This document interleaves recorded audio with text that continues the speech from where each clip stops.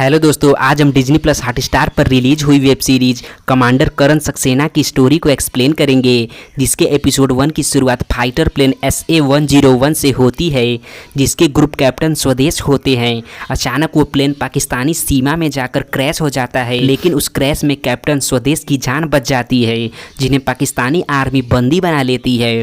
फिर scene POK का होता है, जहाँ एक व्यक्ति इकबाल खान न्यूज़ देख रहा होता है कि पाकिस्तान ने भारत सरकार के डर या दबाव से क्रैश होने वाले प्लेन के ग्रुप कैप्टन स्वदेश को रिहा कर दिया है। जिस घटना से पाकिस्तानी आवाम काफ़ी गुस्से में है, वहीं बगल में रखी उस चेयर को दिखाया जाता है जिस पर कैप्टन स्वदेश को बांध कर रखा गया था। वो व्यक्ति उस चेयर को देखकर रिहाई से पहले स्वदेश की कही हुई बातों को याद करता है, जिसमें स्वदेश ने उससे कहा था कि शुक्र मना कि मेरे प्लेन का फ्यूल ख़त्म हो गया था, वरना तेरे इस छोटे से पाकिस्तान को मैं नक्शे से गायब कर देता। जल्दी से मुझे मार दे, क्योंकि अगर मेरे देश के लोगों को पता चल गया ना, तो वे मुझे यहाँ से ले जाएंगे और उसके बाद तू भिखारियों की तरह चिल्लाता रहेगा।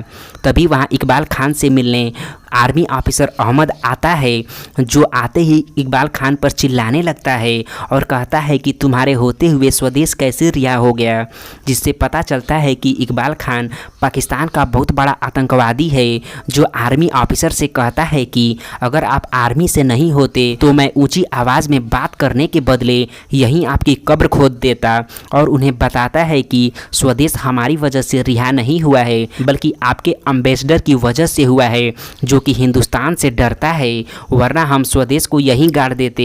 एंड फिर दोनों के बीच काफ़ी बहसबाजी होती है। अंत में इकबाल खान उससे कहता है कि स्वदेश को लेके तो चले गए हैं वे लोग, लेकिन मैं उसे उसके मुल्क में ही मारूंगा। इस बार हीरो और विलेन उनका ही होगा। अब हिंदुस्तान का मुंह काला करने का समय आ गया है, जिससे इंडिया का बच्चा बच्चा हमारे मुल्क के नाम से ही बौखला जाएगा और उसकी रूह तक कांप जाएगी। जिस पर आर्मी ऑफिसर अहमद कहता है कि तुम क्या करना चाहते हो मैं नहीं जानता, लेकिन अगर तुम हिंदुस्तान में पकड़े गए तो पाकिस्तानी नहीं कहोगे, और अगर मर गए तो तुम्हें पाकिस्तान में कब्र भी नसीब नहीं होगी। फिर वो आर्मी ऑफिसर अहमद वहाँ से चला जाता है और वहीं पता चलता है कि इकबाल खान मुंबई को ही टारगेट करने वाला है। फिर सीन 2 सप्ताह बाद मुंबई का होता है, जहाँ रिंग में एक फाइटर दूसरे फाइटर के जबड़े तोड़ रहा होता है। उसी बीच गुरमीत सिंह की वहाँ एंट्री होती है, जो उस तगड़े फाइटर का हाथ पकड़ लेते हैं, जहां गुरमीत तगड़े डायलॉग मारते हैं और उस फाइटर की हड्डी पसली तोड़ने में लग जाते हैं, जिनकी फाइटिंग स्किल एकदम शानदार होती है और वे कुछ ही सेकंड में उसके चारों खाने चित कर देते हैं। तभी उन्हें एक इमरजेंसी कॉल आता है, जहां पता चलता है कि गुरमीत सिंह असल में कमांडर करण सक्सेना है। जिसके बाद वो वहां से निकल जाते हैं और एक बिल्डिंग में एंटर करते हैं, जो बिल्डिंग बाहर से खंडहर लगती है, लेकिन उसके अंदर मॉडर्न टेक्नोलॉजी से लैस कोई सीक्रेट इंटेलिजेंट का ऑफिस होता है, जहां पता चलता है कि वो ऑफिस रा का है। और वहीं ये भी पता चलता है कि कमांडर करण सक्सेना 10 दिन की छुट्टी पर थे, लेकिन उन्हें किसी इमरजेंसी की वजह से 5 दिन पहले ही बुला लिया गया है।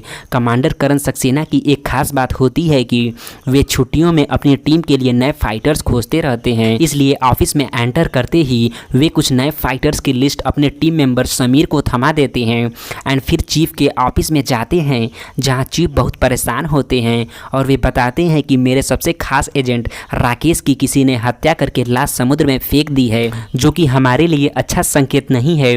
शायद कोई बहुत ही ताकतवर दुश्मन आ गया है, जो कि हमारे खिलाफ बहुत बड़ी प्लानिंग कर रहा है, जिसे रोकने के लिए राकेश ने अपनी जान दी होगी। एंड फिर राकेश की last location grant road railway station पर कमांडर पहुंचते हैं और वहां एक चाय की दुकान पर पूछताछ करने के दौरान पता चलता है कि राकेश वहां मोबाइल चार्ज करने के लिए तो आया था, लेकिन वो काफ़ी घबराया हुआ था और फ़ोन ऑन होते ही बिना पैसे दिए भाग निकला। शायद उसके पीछे कुछ गुंडे या पुलिस वाले पड़े हुए थे। एंड फिर कमांडर ग्रांट रोड स्टेशन के CCTV फुटेज को चेक करते हैं, जिसमें राकेश दिख जाता है। जिसके बाद कमांडर उसी लोकेशन पर पहुंचकर छानबीन करने लगते हैं, जहां काफ़ी छानबीन के दौरान कचरे में राकेश का फ़ोन मिल जाता है। ऑफिस में फ़ोन को चेक करने के दौरान चीफ बताते हैं कि राकेश मार्शल आर्ट में एक्सपर्ट था, उसे गला घोंटकर कोई कैसे मार सकता है। आगे राकेश के फ़ोन में जावेद बशीर का फ़ोटो मिलता है जो कि स्लीपर सेल का हेड होता है, जिसे देखकर कमांडर कहता है कि अगर ये मुंबई में है तो कुछ बड़ा होने वाला है। एंड फिर सीन जावेद बशीर का होता है जो अपने साथियों से कहता है कि अपने स्लीपर सेल एजेंट सब्जी वाले से लेकर वड़ा पाव वाले तक को अलर्ट कर दो, क्योंकि 10 साल से जिस दिन के लिए वो हाथ पे हाथ धरे बैठे थे वो दिन आने वाला है। और वो बताता है कि हमारा असली टारगेट ग्रुप कैप्टन स्वदेश है, जिसको मारने में यहाँ के कुछ वर्दी वाले हमारा साथ दे रहे हैं, जैसा कि स्वदेश को छुड़ाने में हमारे मुल्क के लोगों ने साथ दिया था, जो खाते इंडिया की हैं और गाते पाकिस्तान की हैं। और यहीं पर एपिसोड 1 समाप्त हो जाता है। कमांडर करण सक्सेना वेब सीरीज का दूसरा एपिसोड 12 जुलाई दिन शुक्रवार को, जबकि तीसरा एपिसोड 15 जुलाई दिन सोमवार को रिलीज होगा। और आगे के एपिसोड ऐसे ही सोमवार और शुक्रवार को रिलीज किए जाएंगे। धन्यवाद।